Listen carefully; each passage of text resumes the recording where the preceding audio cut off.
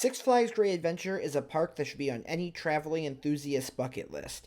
As the home of the USA's only Intamin prefabricated wooden coaster to the tallest roller coaster in the entire world, Great Adventure certainly has a fantastic collection of rides. However, in this video, I want to discuss an incredibly frustrating aspect of the guest experience at this park: forced lockers. In recent years, flying phones have become a safety issue at many amusement parks. There are many ways that parks have reacted to this in their loose article policies. Some rides have bins on loading platforms, others have no bins, but allow you to bring items in a secure pocket or waist pack as long as larger items don't enter the line. Some parks, however, feel that they need to eliminate loose articles from the ride entirely. This leads to what I like to call forced lockers. Nothing rides with you. It all has to go in a locker or be left with a non-rider. I'm not focusing on my personal opinion on the necessity of this for ride safety, although, trust me, I have plenty of opinions on it.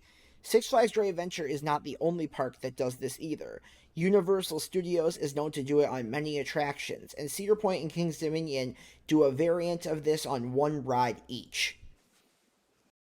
Six Flags Great Adventure, however, has a particularly infuriating implementation of forced lockers, which has been in place since about 2017.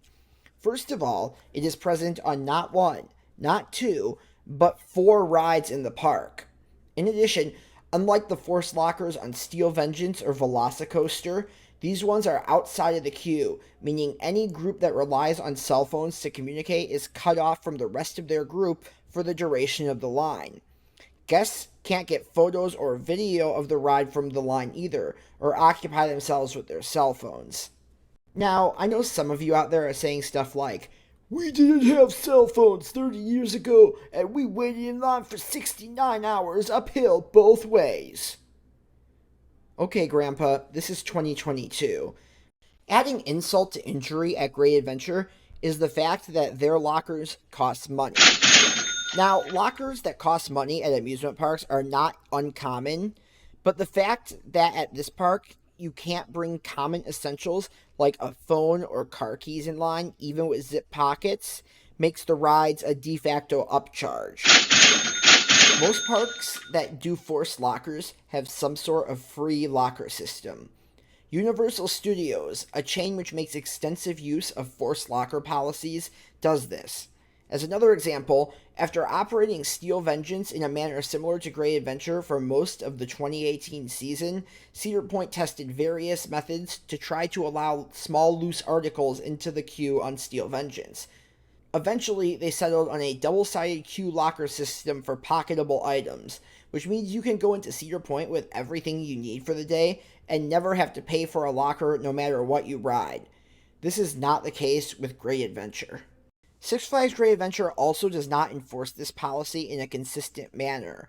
Unlike Universal and Cedar Point, which use metal detectors to ensure that the policy's safety effects are put into practice, Great Adventure's enforcement is limited to what amounts to a mall cop at the ride entrance, and items do get through them regardless of how aggressive said mall cop is. Somebody could easily lie their way through and create an unsafe situation. In fact, on my most recent visit to Six Flags Great Adventure, I nearly got struck with a vape while riding El Toro. Still, the park does try to enforce the policy, and you will get kicked out of line if they see you with your phone out. In essence, the manner of enforcement rewards those who lie their way into the queue and sneak their phone in their pocket.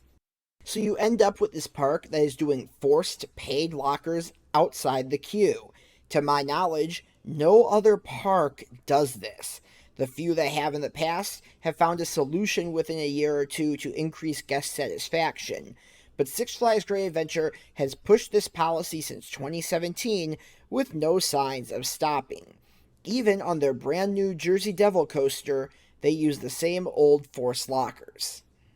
Despite enforcing this policy to the best of their ability, or at least as well as it can possibly be done without a metal detector, the park does not plan any sort of infrastructure for this whatsoever. The policy just seems slapped on.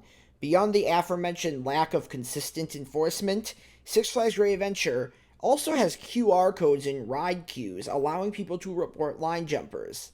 This is a great idea, but for whatever reason, they put these QR codes in line for rides, including the forced locker rides, where you don't have a means to scan the QR code.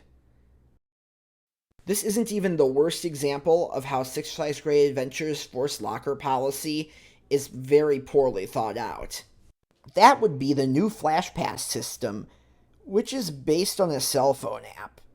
While the park still has the old system based on a watch-like device, the numbers are limited, so the park markets this phone-based Flash Pass system as their primary Flash Pass product.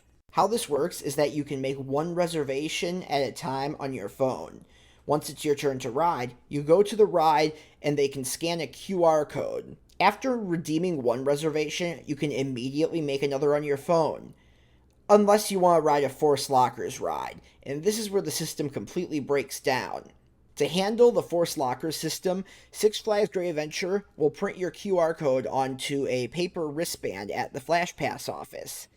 This sounds completely workable until you realize that you have to make the reservations with your phone and you can only make one at a time.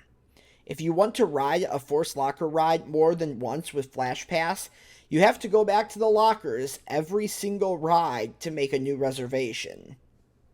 It's just terribly thought out. Now, I understand that some parks may feel that Force Lockers provide a legitimate safety advantage that can't be obtained in any other way.